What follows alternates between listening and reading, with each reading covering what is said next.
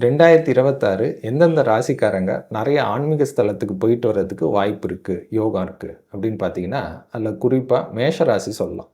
காரணம் என்ன அப்படின்னா, மேஷ ராசிக்கு பூர்வ புண்ணிய ஸ்தானம் 5ஆம் இடத்துல கேது பகவான் இருப்பார். இது எப்போனா 2026 முழுக்கவே கிட்டத்தட்ட ஆல்மோஸ்ட். ஸோ அப்போ 2026 பூர்வ புண்ணிய ஸ்தானத்தில் கேது பகவான் இருக்கிறதுனால, முன் ஜென்மத்தில் நம்ம நிறைய பிளான் பண்ணியிருப்போம். ரொம்ப ஆசை இருக்கும் சில பேருக்கு. இந்த மாதிரி காசிக்கு போகணும், ராமேஸ்வரம் போகணும் அப்படி இப்படின்னு சொல்லிட்டு ஏதாவது போன ஜென்மத்தில் நீங்கள் நினச்ச கோயிலுக்கெல்லாம் கூட இந்த 2026 போயிட்டு வர்றதுக்கு அதிகப்படியான வாய்ப்புகள் உண்டு.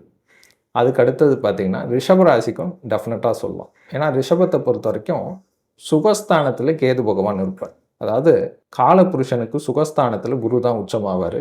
அதே அந்த சுகஸ்தானத்தில் கேது பகவான் இருக்கிறதுனால ரிஷபராசிக்காரங்களும் அதிகப்படியான கோயில் குளத்துக்கெல்லாம் இந்த காலகட்டம் 2026 சுற்றுறதுக்கு அதிக வாய்ப்பு உண்டு. அதுக்கு அடுத்தது பார்த்தீங்கன்னா சிம்ம ராசி. சிம்மத்தை பொறுத்த வரைக்கும் ராசிலேயே கேது பகவான் இருப்பார். ஸோ மற்றவங்களுக்காவது கேது அங்கே இருப்பார், குரு இங்கே இருப்பார் அப்படின்னு சொல்லலாம். ஆனால் சிம்மத்தை பொறுத்த வரைக்கும் ராசிலேயே கேது பகவான் இருக்கிறதுனால ஆன்மீகத்தில் அதிகப்படியான ஈடுபாடுகள் வரும். ஸோ இந்த வருஷம் முழுக்கவே அதிகமாக கோயில் குளம் சுற்றுறவங்க யாருன்னு பார்த்தீங்கன்னா சிம்ம ராசி சொல்லலாம்.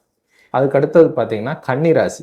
கன்னிராசியை பொறுத்த வரைக்கும் 12ஆம் வீட்டு விரயபாவம், அது மட்டும் இல்லாமல் மோட்சஸ்தானம்னு சொல்லுவோம். அந்த மோட்சஸ்தானத்தில் கேது பகவான் இருக்கார். ஸோ அதனால் மோட்சத்தை தேடி போயாகணும் அப்படின்னு சொல்லிட்டு கன்னிராசிக்காரங்க அதிகப்படியான கோயில் குளம் சுற்றுறதுக்கு வாய்ப்புகள் இந்த 2026 அதிகமாக உண்டு. அதுக்கு அடுத்தது பார்த்தீங்கன்னா விருச்சிக ராசி சொல்லலாம்.